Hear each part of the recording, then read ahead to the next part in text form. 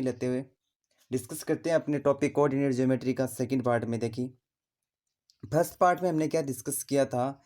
जो आपका part first था उसमें हमने डिस्कस ये किया था कि जो आपका डिस्टेंस फार्मूला या दूरी सूत्र है उसके बारे में, एक्स एक्सिस वाई एक्सिस के बारे में, कोऑर्डिनेट ज्योमेट्री के बारे में हमने जाना था। कोऑर्डिनेट ज्योमेट्री होती क्या है।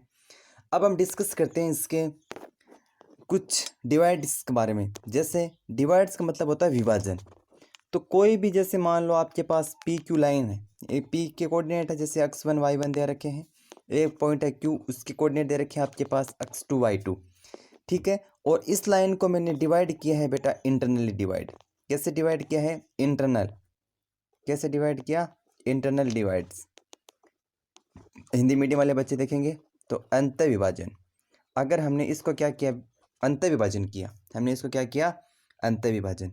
जैसे हमने इसको अंत विभाजन किया तो अंत विभाजन करने से क्या हुआ?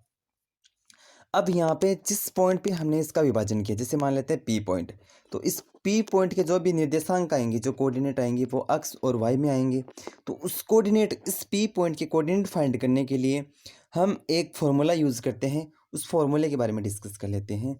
तो यहाँ पर जो एक फॉर्मूला आपके लिए यूज़ होता है, यहाँ पे जो ये पी क्यू लाइन है, ये लाइन पी क्यू है, इसके लिए हम एम मान लेते हैं। पी दो बार आ जाएगा तो यहाँ पे एम मान लेते हैं। एम बिंदु के कोऑर्डिनेट बाद ज्ञात करेंगे। अब यहाँ पर जो ये लाइन यहाँ से डिवाइड हो रही है, तो ये दो रेशे में कटेगी। इसका मतलब M1 और ये आ गया M2। अब हम यहाँ पे बताएंगे इंटरनल डिवाइड। इंटरनल डिवाइड या अंत विभाजन। अंत विभाजन बिंदु M के निर्देशांक। अंत विभाजन के निर्देशांक, M के निर्देशांक ज्ञात करने के लिए हम क्या करेंगे? M के जो भी निर्देशांक आएंगे वो x में आएगा और एक y में आएगा। तो x वाले के लिए क्या लिखेंगे? M1 x2 plus M2 x1 upon में M1 प्लस M2। यहाँ पर क्या आ जाएगा? M1 y2 plus M2 y1 upon में M1 प्लस M2। यह आपके लिए एक फॉर्मूला काम में आ जाएगा, जहाँ पर M1 और M2 आपके पास यहाँ से दिए मिल जाएंगे और M के कोऑर्डिनेट x और y आप यहाँ से फाइंड आउट कर लोगे। यहाँ से ये जो वैल्यू आएगी वो x की आएगी, ये जो वैल्यू आएगी वो y की आएगी। x1 y1 यहाँ से मिल जाएंगे, x2 y2 यहाँ से मिल जाएंगे। इस फॉर्मूले का आप यूज़ करके इससे रिलेटेड क्वेश्चंस आप सोल्व कर सकते हो। इसी प्रकार से बात करें एक्सटर्नल डिवाइड्स के लिए। एक्सटर्नल डिवाइड्स के लिए मतलब, एक्सटर्नल का मतलब क्या हुआ? बाह्य विभाजन। क्या हुआ? बाह्य विभाजन। बाह्य विभाजन के लिए बात करें तो मान लेते हैं वो पॉइंट एम हो या एन हो, कुछ भी, जैसे मान, इस बार हमने एन पॉइंट मान लिया। अब उस एन पॉइंट है एक्स वाई के जो कोऑर्डिनेट आएंगे वो किस प्रकार से आएंगे?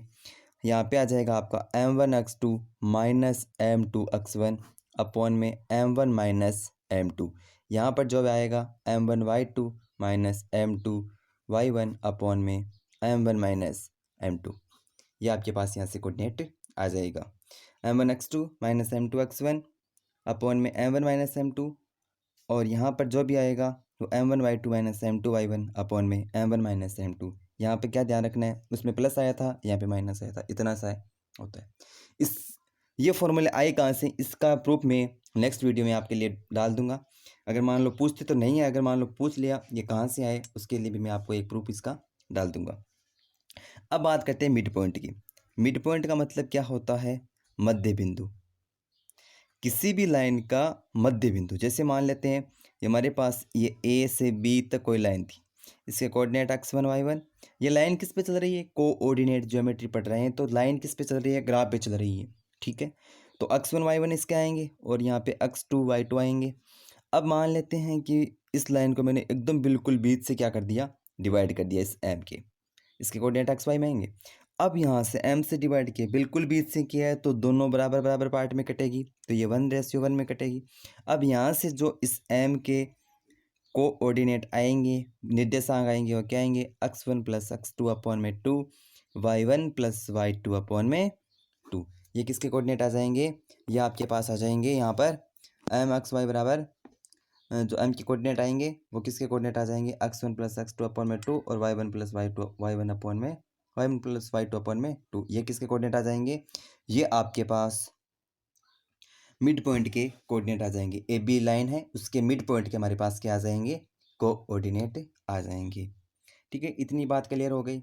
अब इससे रिलेटेड एक बार आप जितने भी क्वेश्चंस हैं वो क्वेश्चंस एक बार डिस्कस कर लो। ठीक है।